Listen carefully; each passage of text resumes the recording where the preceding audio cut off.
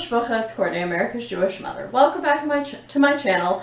I am here today with a Trash My TBR Part 1 Home Office Edition. So this covers books that are in my Pragmatism and Poetry bookcase, and then books that are in my Jewish American bookcase behind me. There will be a Part 2 to this eventually. So these are all books that are on my physical TBR, so books that I own that I have not yet read.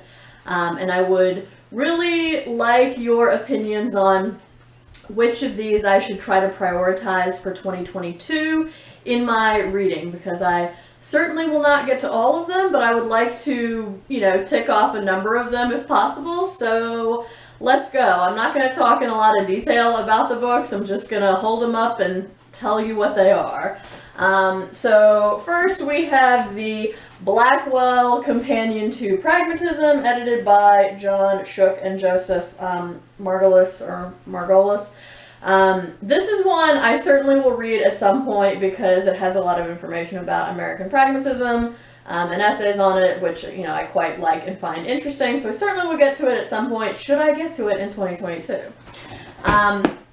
Then I have 3 different Library of America collected writings of people. So I've got William James's writings from 1902 to 1910. So this has The Varieties of Religious Experience, Pragmatism, A Pluralistic Universe, The Meaning of Truth, Some Problems of Philosophy, and various essays.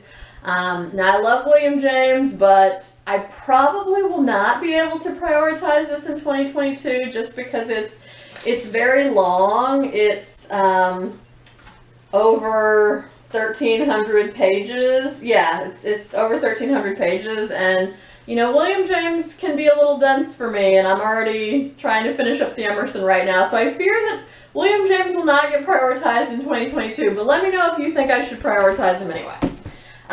Then we have the Library of America collected poems, prose, and plays of Robert Frost and Wallace Stevens. So these are both about the same length. This one is maybe slightly shorter. It's 925 pages, and this is more like 950 pages.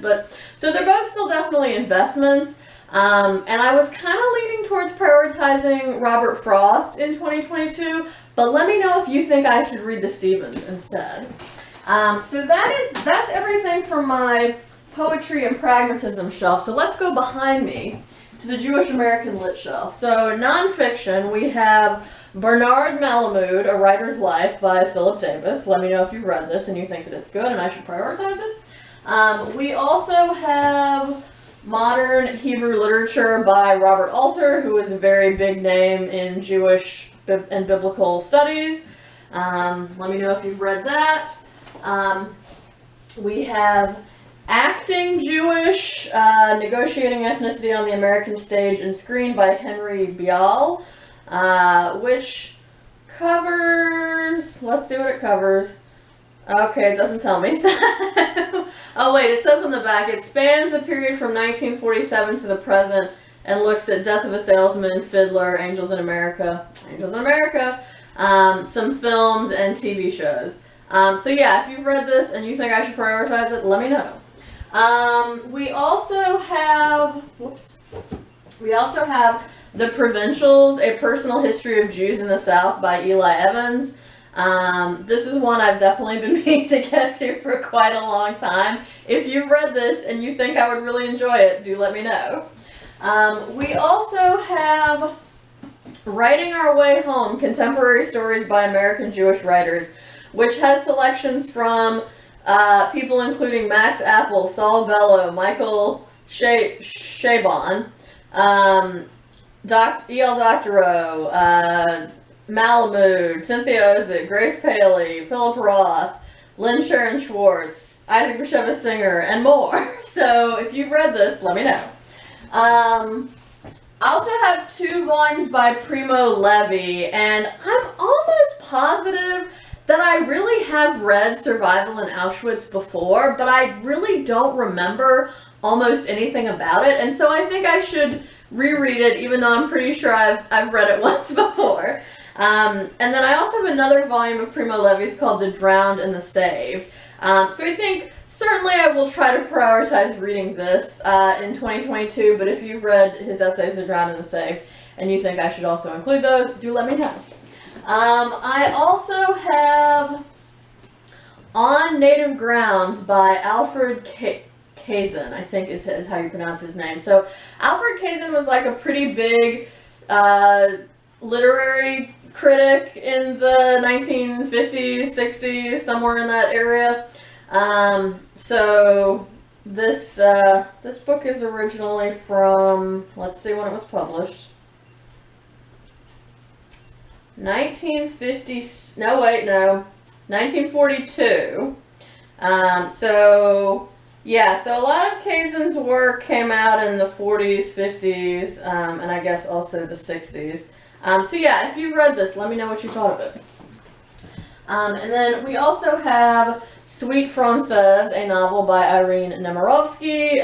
Let me know if you've read this. This was written by someone during the time period of the Holocaust, but was not found until a lot later because she died in the Holocaust. So let me know if you've read this and if you liked it.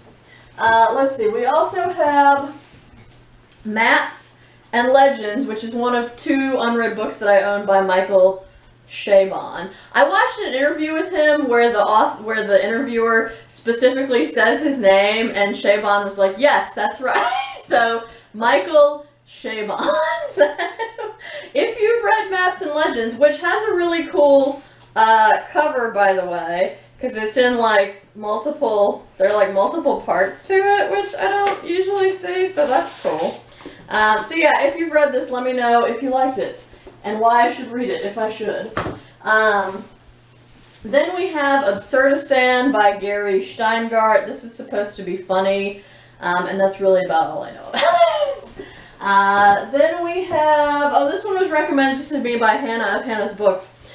With Roots in Heaven by Rabbi Tirzah Firestone. Now, I'm pretty sure I will get to this one in 2022. I think I have it earmarked on my Goodreads account to read in 2022. So I do plan to get to it.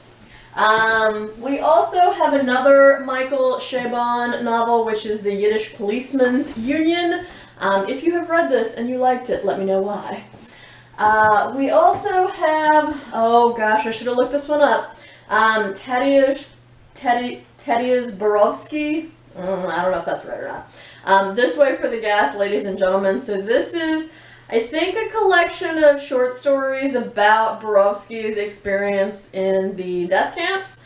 And it's a slim little thing. So if you've read it, let me know if you liked it and I should read it in 2022.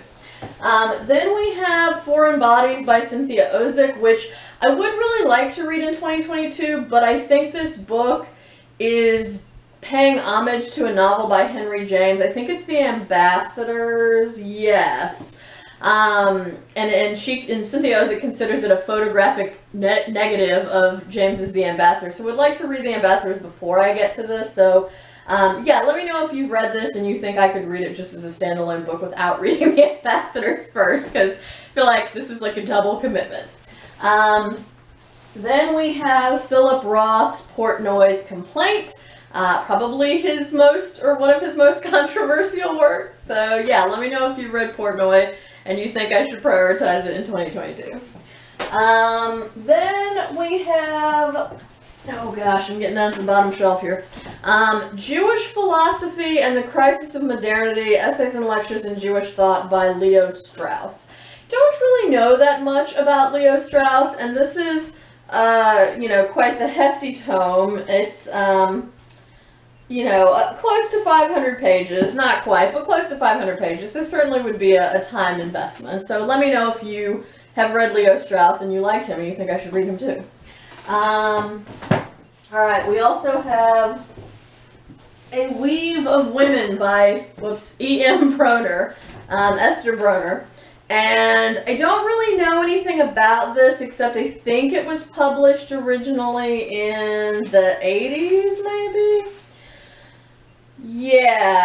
1978, so I was close. So if you've read A Weave of Women and you liked it, let me know.